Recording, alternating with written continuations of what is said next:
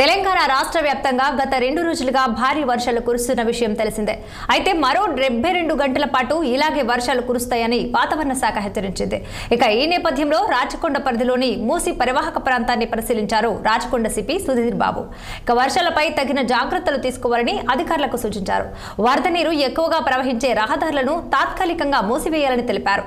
అలాగే ప్రమాదకర ప్రాంతాల్లో హెచ్చరిక బోర్డులు ఏర్పాటు చేసి రెస్క్యూ బృందాలను సిద్ధం చేయాలని ఆదేశించారు. ప్రజలకు అవసరమైన సహాయం అందించేందుకు అధికారులు సహకరించాలని తెలుపుతున్న రాచకొండ సిపి సుధీర్ బాబుతో మా యాదాద్రి ప్రతినిధి Naresh face to face. Telangana రాష్ట్ర వ్యాప్తంగా మాత్రం గత 2 రోజులుగా భారీ వర్షాలు నమోదవుతున్నాయి. అలాగే మరో 72 గంటల పాటు కూడా భారీ వర్షాలు నమోదవుతాయని చెప్పేసి వాతావరణ శాఖ అయితే ఇప్పటికే తెలిపింది. దీనికి సంబంధించి మాత్రం రాచకొండ పరిధిలోని మూసి పరిహారక ప్రాంతాన్ని మాత్రం రాచకొండ సిపి గారు పరిశీలించడం జరిగింది. దీనికి సంబంధించి మనతో మాట్లాడడానికి ఉన్నారు. సార్ చెప్పండి, ఈ రాచకొండ పరిధిలోని మూసి పరిహారక ప్రాంతంలో ఎలాంటి సమస్యలు గుర్తించారు?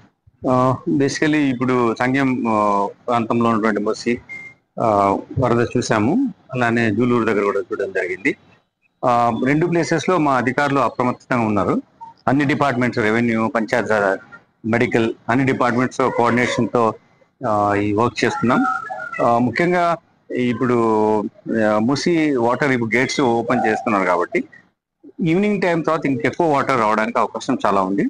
మన డిస్ట్రిక్ట్స్ ఈ Yadadri Bhuvanagiri district red zone లో ఉంది. సో వర్షం ఎక్కువ పడడానికి అవకాశం ఉంది.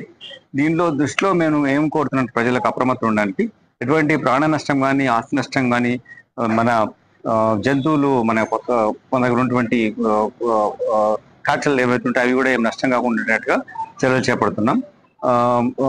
ఈ వాటర్ ఎక్కువ వచ్చినప్పుడు కొంచెం సాహసం చేస్తుంటారు, నేను దాటుతా అని చెప్పి, ఇంతమంది దాటినా అట్లా అని చెప్పి. అట్లా కాకుండా పోలీసు అధికారులు, రెవెన్యూ అధికారులు ఇచ్చిన సూచనలు పాటించుకుని మన ప్రజలకు నేను విజ్ఞప్తి చేస్తున్నాను. పోలీసు సహకరించాలి. మేము ఈ ప్రాంతాల్లో ఎక్కువ వాటర్ వెళ్తున్నప్పుడు అవి క్లోజ్ చేస్తున్నాం.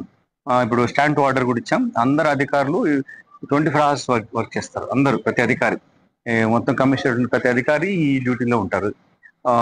ఇంకో ముఖ్యం ఏంటంటే, ఇప్పుడు కొన్ని వర్షం 2-3 రోజులు పడుతుంది కాబట్టి పాత ఇళ్ళు ఉంటాయి, వాటిలో అవి కూలిపడే ప్రమాదం ఉంటుంది. అంటే చాలా రోజులు వర్షం పడితే మెత్తగా అయిపోయి పడిపోతాయి. ఆ ఇళ్లలో ఉన్న వాళ్ళని కూడా మేము వేరే దగ్గరికి వెళ్ళాలని మేము కోరుతున్నాం. ఇప్పుడు ఇందాక మా అధికారులు మాట్లాడారు. ఇబ్రహీంపట్నం 2 విలేజెస్ లో నుంచి వాళ్ళని కన్విన్స్ చేసి వాళ్ళకి సురక్షిత ప్రాంతాలు తరలించడం జరిగింది. అలానే ఇనర్నేటెడ్ అయ్యే ప్రాంతాలు కొన్ని ఉంటాయి, వాటర్ వచ్చి నిండిపోయే ప్రాంతాలు ఉంటాయి. అక్కడ ఉన్నటువంటి వ్యక్తులను కూడా మీరు వేరే సురక్షిత ప్రాంతానికి వెళ్ళే విధంగా మేము వాళ్ళు రిక్వెస్ట్ చేస్తున్నాం. వాళ్ళు కూడా మాకు సహకరించాలి. చాలాసార్లు చూసాము, ఏం కాదు అనే ఒక దృక్పథంతో ఉంటారు. వాళ్ళంతా మా సూచనలు మన్నించి వాళ్ళు సురక్షిత ప్రాంతాలు వెళ్ళే విధంగా మాకు సహకరించాలని కోరుతున్నాం. అన్ని వాహనాలు ఎవరైతే ప్రయాణిస్తున్నారో వాళ్ళు ఇటువంటి డిఫికల్ట్ ఏరియాస్ ఇప్పుడు వెంచర్ చేయొద్దు. నెక్స్ట్ 2 days మీకు అత్యవసరం ఉంటేనే బయటకు రావాల్సిందిగా మేము వాళ్ళకు విజ్ఞప్తి చేస్తున్నాం. అలాగే రాచకొండ ప్రాంతంలో సమస్యాస్క ప్రాంతాలలో ఏం గుర్తించారు సార్? వరద అంటే మనం బేసికలీ ఈ వాతావరణ శాఖ వాళ్ళు ఇచ్చిన దాన్ని బట్టి మనం కోరుతున్నాం. మనకు 2 రకాలుగా ప్రాబ్లమ్స్ ఉన్నాయి. ఒకటి ఏంటి, ట్రాఫిక్ రెగ్యులేషన్ లో నష్టం జరగద్దు. మనం సిటీ ఏరియాస్ లో ఉన్న దాంట్లో అట్లా మన 59 ఏరియాస్ లో మన రాచకొండ కమిషనరేట్ లో ఎక్కువగా వాటర్ లాగింగ్ ఏరియాస్ ఉన్నాయి. అవి ఐడెంటిఫై చేస్తే అట్లా ఎఫర్ట్స్ పెడుతున్నాం.